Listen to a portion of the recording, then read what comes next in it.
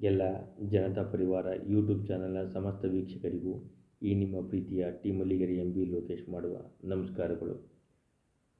ಈ ನಮ್ಮ ಜನತಾ ಪರಿವಾರ ಯೂಟ್ಯೂಬ್ ಚಾನಲ್ನಲ್ಲಿ ಹಿಂದೆ ಅಂದರೆ ಜನತಾ ಪರಿವಾರದ ನಾಯಕರನ್ನು ಕುರಿತು ವಿಶ್ಲೇಷಣೆಯನ್ನು ಮಾಡ್ತಾ ಹೋಗ್ತಾ ಇದ್ದೇವೆ.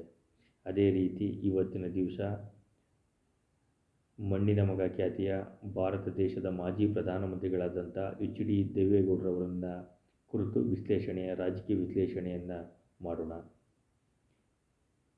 ಹೇಳಿ ಕೇಳಿ ಎಚ್ ಡಿ ದೇವೇಗೌಡರು ಅಂದರೆ ಅತ್ಯಂತ ಈ ದೇಶ ಕಂಡಂಥ ಮಹಾನ್ ರೈತ ನಾಯಕರು. ನಾವು ಜನತಾ ಪರಿವಾರ ಪತ್ರಿಕೆಯನ್ನು ನಾವು ಶುರು ಮಾಡಿದಾಗ ನಾನು ಒಂದು ಟೈಟಲನ್ನು ಕೊಟ್ಟಿದ್ದೆ, ಯುವಕರೇ ನೀವು ಜೀವನದಲ್ಲಿ ಜಿಗುಪ್ಸೆ ಹೊಂದಿದ್ದೀರಾ, ಈ ಮಹಾನಾಯಕನ ರಾಜಕಾರಣದ ಇತಿಹಾಸವನ್ನು ಒಮ್ಮೆ ನೋಡಿ ಅಂತ. ಅಂದರೆ ಅವರು ನಡೆದು ಬಂದ ದಾರಿ, ಅವರ ಒಂದು ರಾಜಕಾರಣದ ಇತಿಹಾಸ, ನಿಜ ಜೀವನದ ಇತಿಹಾಸ ಒಂದು ರೋಮಾಂಚನಕಾರಿ. ಈ ದೇಶ ಕಂಡಂತಹ ಅಂದರೆ ಈ ಪ್ರಪಂಚ ಕಂಡಂಥ ಮಹಾನ್ ರೈತ ನಾಯಕರಲ್ಲಿ ಒಬ್ಬರು ನಮ್ಮ ಗೌರವಾನ್ವಿತ ಭಾರತ ದೇಶದ ಮಾಜಿ ಪ್ರಧಾನಮಂತ್ರಿಗಳಾದಂಥ ಎಚ್ ಡಿ ದೇವೇಗೌಡರವರು. 92ರಿಂದ 93ರ ಒಂದು ಇಳಿ ವಯಸ್ಸಿನಲ್ಲಿಯೂ ಸಹ ಇವತ್ತಿನ ದಿನ ರಾಜ್ಯಸಭೆಯಲ್ಲಿ ಗುಡುಗನ್ನು ಗುಡುಗ್ತಾ ಇದ್ದರೆ ನಿಜವಾಗ್ಲೂ ದೇಶದ ಎಲ್ಲ ಮಾಧ್ಯಮಗಳಲ್ಲೂ ಸಹ ಕೇಂದ್ರ ಬಿಂದು ನಮ್ಮ ಎಚ್ ಡಿ ದೇವೇಗೌಡರವರು. ಅವರ ಒಂದು ಇಳಿ ವಯಸ್ಸಿನಲ್ಲಿ ಅವರು ಮಾತನಾಡತಕ್ಕಂಥ ಒಂದು ಶೈಲಿ, ಅವರ ಜ್ಞಾನಕ್ಕೆ ಪ್ರತಿಯೊಬ್ಬರು ಫಿದಾ ಆಗಲೇಬೇಕು. ನಿಜಕ್ಕೂ ಅವರಿಗೆ ಒಂದು ಸಲಾಮ್ ಅಂತಲೇ ಹೇಳ್ಬೋದು. ಅಷ್ಟು ಜ್ಞಾನ ಭಂಡಾರ. ಯಾವುದೇ ಒಂದು ವಿಚಾರವಾಗಲಿ ಅವರಿಗಿರತಕ್ಕಂಥ ನದಿ, ಮಣ್ಣು, ಈ ದೇಶದ ಬಗ್ಗೆ ಆಗು ಹೋಗುಗಳ ಬಗ್ಗೆ ತಿಳಿದಿರ್ತಕ್ಕಂಥ ಅಪಾರ ಒಂದು ಬುದ್ಧಿವಂತನ ನಿಜಕ್ಕೂ ಎಲ್ಲರೂ ಸಹ ಮೂಕು ವಿಸ್ಮಿತರಾಗಿರ್ತದೆ. ಅವರು ಅತಿ ಹೆಚ್ಚಾಗಿ ಹಲವು ಪುಸ್ತಕಗಳನ್ನು ಓದ್ತಾ ಇರ್ತಾರೆ. ಅವರ ಜ್ಞಾನ ಭಂಡಾರಕ್ಕೆ ಒಂದು ಗ್ರಂಥಾಲಯ, ಅವರ ಜ್ಞಾನ ಭಂಡಾರವನ್ನು ಗ್ರಂಥಾಲಯ ಅಂತಲೇ ಹೇಳ್ಬೋದು.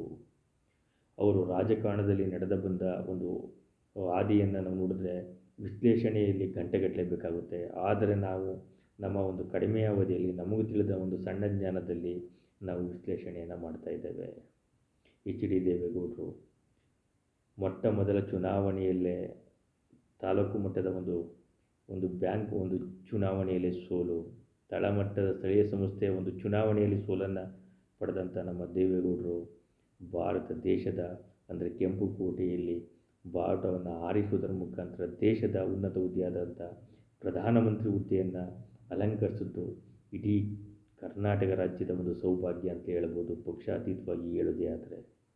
ಅವರಿಗೆ ಸಿಕ್ಕಿರತಕ್ಕಂಥದ್ದು ಕಡಿಮೆ ಅವಧಿ, ರಾಜಕಾರಣದಲ್ಲಿ ಅವ್ರಿಗೆ ಅಧಿಕಾರ ಸಿಕ್ಕಿರತಕ್ಕಂಥದ್ದು ಕಡಿಮೆ ಅವಧಿ, ಆದರೆ ಅವರು ಮಾಡಿರ್ತಕ್ಕಂಥ ಕೆಲಸ ಚರಿತ್ರೆಯಲ್ಲೇ ಉಳಿಯುವಂಥದ್ದು.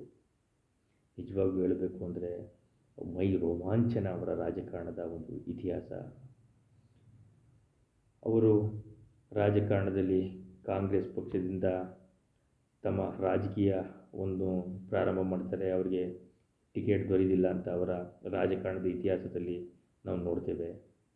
ತದನಂತರ ಹೋರಾಟದ ಮುಖಾಂತರ ಪಕ್ಷೇತರನಾಗಿ ಸ್ಪರ್ಧೆ ಮಾಡುವುದ್ರ ಮುಖಾಂತರ, ಶಾಸಕರಾಗುವುದರ ಮುಖಾಂತರ ಹಲವು ವಿಧಾನಸಭಾ ಕ್ಷೇತ್ರಗಳಲ್ಲಿ ಸ್ಪರ್ಧೆ ಮಾಡಿ ಹಲವಾರು ಸ್ಥಾನಗಳನ್ನು ಹಲವು ವಿಧಾನಸಭೆಯಲ್ಲಿ ಗೆಲುವನ್ನು ಪಡೆದದ್ದು ಇತಿಹಾಸವೇ ಸರಿ. ಅವರು ಅಧಿಕಾರದಲ್ಲಿ ಸುತ್ತಕ್ಕಿಂತ ಅಧಿಕಾರ ಇಲ್ಲದೇ ಇದ್ದಾಗ ಅವರ ಹೋರಾಟ ನಿಜಕ್ಕೂ ಸ್ಮರಣೀಯ. 93ರ ಈ ಇಳಿ ವಯಸ್ಸಿನಲ್ಲೂ ಸಹ ರಾಜ್ಯಸಭೆಯಲ್ಲಿ ಅವರು ಮಾತಾಡ್ತಕ್ಕಂಥದ್ದು ಕಾಂಗ್ರೆಸ್ ಪಕ್ಷದ ಎಲ್ಲ ಸದಸ್ಯರು ಸಹ ಕೂಗಿದ್ರೂ ಸಹ ಅವರ ಮಾತಿಗೆ ಸೊಪ್ಪಾಗ್ತಂತಾನೆ ಅವರನ್ನು ತಮ್ಮ ಒಂದು ಬಾಣದ ಅಂತಹ ಮಾತಿನಲ್ಲಿ ಅವರನ್ನು ಕಟ್ಟಿ ಹಾಕೋದು ಅಂದರೆ ನಿಜಕ್ಕೂ ಅದ್ಭುತ. ದೇಶದ ಪ್ರಧಾನಮಂತ್ರಿಗಳೇ ಸ್ವತಃ ಅವರ ಒಂದು ಜ್ಞಾನಾರ್ಜನೆಗೆ ಅವರಿಗಿರ್ತಕ್ಕಂಥ ಅಪಾರ ಈ ದೇಶದ ಬಗ್ಗೆ ಒಂದು ಕಾಳಜಿ, ಅವರಿಗಿರ್ತಕ್ಕಂಥ ವಿಚಾರಗಳ ಬಗ್ಗೆ ಮೂಕು ವಿಸ್ಮಿತರಾಗ್ತಾರೆ. ನಿಜವಾಗ್ಲೂ ದೇವೇಗೌಡರ ಒಂದು ರಾಜಕಾರಣದ ಇತಿಹಾಸ ಅದ್ಭುತವೇ ಸರಿ. ಅವರು ನೀರಾವರಿಯಲ್ಲಿ ಮಾಡಿರ್ತಕ್ಕಂಥ ಹಲವಾರು ಮೈಲಿಗಲ್ಲಿನ ಕೆಲಸಗಳು ಅವರ ಸಾಧನೆಯನ್ನು ಹಲವು ತಲೆಮಾರುವರೆಗೂ ಸಹ ಹೇಳುತ್ತೆ. ರಾಜಕೀಯ ಅಂದರೆ ರಾಜಕಾರಣವನ್ನು ಕಡೆ ಬಿಡಿ, ಎಲ್ರಿಗೂ ಟೀಕೆ ಟಿಪ್ಪಣಿ ಸಹಜ, ಆದರೆ ಟೀಕೆಗಳು ಸಾಯ್ತವೆ, ಆದರೆ ಅವ್ರು ಮಾಡಿರ್ತಕ್ಕಂಥ ಕೆಲಸಗಳು ಚರಿತ್ರೆಯಲ್ಲಿ ಉಳಿತವೆ. ಅವರಿದ್ದಂತಹ ನದಿ ಹಾಗೂ ಮಣ್ಣಿನ ಬಗ್ಗೆ ಹಾಗೂ ಈ ಭೂಮಿ ನೆಲ ಜಲದ ಬಗ್ಗೆ ಇರತಕ್ಕಂಥ ಅಪಾರ ಜ್ಞಾನ ನಿಜಕ್ಕೂ ಅದ್ಭುತ. ಅವರು ನೀರಾವರಿಯಲ್ಲಿ ಮಾಡಿದಂಥ ಅದ್ಭುತ ಕೆಲಸಗಳು, ಪ್ರಧಾನಮಂತ್ರಿಯಾಗಿದ್ದಾಗ ಮಾಡಿದಂಥ ಅದ್ಭುತ ಕೆಲಸಗಳು, ಅವರ ಕಡಿಮೆ ಅವಧಿಯ ಒಂದು ಅಧಿಕಾರಾವಧಿಯಲ್ಲಿ ಚರಿತ್ರೆಯಲ್ಲಿ ಉಳಿಯುವಂತಹ ಕೆಲಸವನ್ನು ಮಾಡಿದ್ದಾರೆ. ವಿಧಾನಸಭೆ ವಿರೋಧ ಪಕ್ಷದ ನಾಯಕರಾಗಿ, ವಿಧಾನಸಭೆಯಲ್ಲಿ ಹಲವು ಬಾರಿ ಶಾಸಕರಾಗಿ, ಮತ್ತು ರಾಜ್ಯದ ಮುಖ್ಯಮಂತ್ರಿಯಾಗಿ, ರಾಜ್ಯಸಭಾ ಸದಸ್ಯರಾಗಿ, ಲೋಕಸಭಾ ಸದಸ್ಯರಾಗಿ, ದೇಶದ ಪ್ರಧಾನಮಂತ್ರಿಯಾಗಿ ನಿಜವಾಗಲೂ ಅವರು ಮಾಡಿರ್ತಕ್ಕಂಥ ಅಧಿಕಾರ ಅತ್ಯದ್ಭುತ. ಭಾರತ ದೇಶದ ಉದ್ದಗಲಕ್ಕೂ ಅವರ ಹಲವಾರು ಸ್ನೇಹ ಬಳಗ, ದೊಡ್ಡ ಒಂದು ಸ್ನೇಹ ಬಳಗವೇ ರಾಜಕಾರಣದಲ್ಲಿ ಇದೆ ಅಂದರೆ ತಪ್ಪಾಗಲಾರದು. ಅವರು ಸುಮಾರು 50 ವರ್ಷಕ್ಕಿಂತಲೂ ಅವರ ರಾಜಕೀಯ ಅನುಭವ ಮೈ ರೋಮಾಂಚನ. ತುರ್ತು ಪರಿಸ್ಥಿತಿಯನ್ನು ಎದುರಿಸುವುದ್ರ ಮುಖಾಂತರ ಸೆರೆಮನೆವಾಸವನ್ನು ಇದು ಮಾಡಿ ಜನತಾ ಪರಿವಾರದ ನಾಯಕರಾಗಿ ಬೆಳೆದು ನಿಜಕ್ಕೂ ಒಂದು ಅದ್ಭುತ. ಈ ರಾಷ್ಟ್ರದಲ್ಲೇ ನಿಮಗೆ ಗೊತ್ತೇ, ಈ ರಾಷ್ಟ್ರದಲ್ಲೇ ಒಬ್ಬ ರಾಜಕಾರಣಿ ಹೆಸರಿನಲ್ಲಿ ಭತ್ತದ ತಳಿ ಇದೆ ಅಂದರೆ ಪಂಜಾಬ್ನ ರೈತರು ದೇವೇಗೌಡರ ಮೇಲೆ ಇರತಕ್ಕಂಥ ಒಂದು ಅವರ ರೈತರ ಪರ ಇರತಕ್ಕಂಥ ಕಾಳಜಿಯ ಹೋರಾಟದ ಬಗ್ಗೆ ಮನಸೋತು ಒಂದು ಭತ್ತದ ತಳಿಗೆ HD ದೇವೇಗೌಡ ತಳಿ ಅಂತ ಇಟ್ಟಿದ್ದಾರೆ. ದೇವೇಗೌಡ ತಳಿ ಅಂತ ಭತ್ತದ ಹೆಸರನ್ನು ಇಟ್ಟರು ಅಂದರೆ ಅವರನ್ನು ಎಷ್ಟು ಪಂಜಾಬ್ನ ಜನ ಪ್ರೀತಿಸ್ತಾರೆ ಅಂತ ನಾವು ಅರ್ಥ ಮಾಡ್ಕೋಬೇಕು. ದೇವೇಗೌಡರಿಗೆ ಕರ್ನಾಟಕ ರಾಜ್ಯದಲ್ಲೆಲ್ಲ ರಾಷ್ಟ್ರದ ಉದ್ದಗಲಕ್ಕೂ ಅವರಿಗೆ ಪಕ್ಷಾತೀತವಾಗಿ ಅವರಿಗೆ ಗೌರವವನ್ನು ನೀಡ್ತಾರೆ. ಅದರಲ್ಲೂ ರೈತ ನಾಯಕರುಗಳು, ರೈತಾಪಿ ವರ್ಗಕ್ಕೆ ಅವರು ಕೊಟ್ಟಂಥ ಕೊಡುಗೆ ಅಪಾರ ಅಂತಲೇ ಹೇಳ್ಬೋದು. ಅದಕ್ಕೆ ಒಮ್ಮೆ ಏನು ಹೇಳ್ತಾರೆ, ಕೆಲವು ಕೇರಳದ ಒಂದು ಏನು ತೆಂಗಿನ ಎಳನೀರಿನ ಸಮಸ್ಯೆ ಕಾಯಿಗೆ ಬೆಲೆ ಸಿಗದೇ ಇದ್ದಾಗ ಅವರು ಪ್ರಧಾನಮಂತ್ರಿಯಾಗಿದ್ದಾಗ ತೆಗೆದುಕೊಂಡದ್ದು ಅದ್ಭುತವೇ ಸರಿ. ಆ ತೆಂಗಿನಕಾಯಿನ ರೈತರನ್ನು ಬಚಾವ್ ಮಾಡ್ತಾರೆ. ಏನಪ್ಪ ಅಂದರೆ ಅವರಿಗೆ ಉತ್ತಮ ಬೆಲೆ ಕೊಡಿಸೋದ್ರ ಮುಖಾಂತರ. ಒಂದು ವೇಳೆ ಒಂದು ಸಾರಿ ಲೋಕಸಭಾ ಚುನಾವಣೆಯಲ್ಲಿ ಸೋತಾಗ ಕೇರಳದ ಜನ ಎಷ್ಟೋ ಜನ ಕಣ್ಣೀರನ್ನು ಹಾಕಿದ್ರು ಅಂತ ಕೇಳಿದ್ದೀವಿ ರೈತರುಗಳು. ಏಕೆಂದರೆ ಗೌಡರು ನಮ್ಮ ಕ್ಷೇತ್ರಕ್ಕೆ ಬಂದು ಸ್ಪರ್ಧೆ ಮಾಡಿ ನಾವು ಗೆಲ್ತಿದ್ವಲ್ಲ ಅಂತ. ನಿಜಕ್ಕೂ ರಾಜಕಾರಣದಲ್ಲಿ ಸೋಲು ಗೆಲುವನ್ನು ಕಂಡವರು ನಮ್ಮ ಮಣ್ಣಿನ ಮಗ ಖ್ಯಾತಿ HD ದೇವೇಗೌಡರವರು. ಅವರು ಮಾತಾಡತಕ್ಕಂಥ ಮಾತು, ಅದ್ಭುತ ಭಾಷಣಗಳು ದಾಖಲೆಯ ಪುಟವನ್ನು ಸೇರಿವೆ. ಅದೇ ರೀತಿ ಅವರು ಒಮ್ಮೆ ಜಮ್ಮು ಕಾಶ್ಮೀರದ ಚುನಾವಣೆಯನ್ನು ಅಲ್ಲಿ ನಡೆಸಬೇಕು ಅಂತ ಪ್ರಯತ್ನವನ್ನು ಪಡ್ತಾರೆ. ಹಲವು ವರ್ಷಗಳಿಂದ ಜಮ್ಮು ಕಾಶ್ಮೀರದ ಚುನಾವಣೆ ನಿಂತೋಗಿರ್ತದೆ. ಅವಾಗ ಹೇಳ್ತಾರೆ ಅಲ್ಲಿಯ ನಾಯಕರುಗಳು, ನೀವು ಯಾವುದೇ ಕಾರಣಕ್ಕೂ ಜಮ್ಮು ಕಾಶ್ಮೀರಕ್ಕೆ ಬರಬೇಡಿ ಅಂತ. ಸ್ವತಃ ಅವರ ಅಧಿಕಾರಿ ವರ್ಗ ಮತ್ತು ಸೇನೆಯ ನಾಯಕರುಗಳು ಹೇಳ್ತಾರೆ, ಬೇಡ ಅಲ್ಲಿ ತುಂಬ ಕಷ್ಟ ಸರ್ ಅಂತ.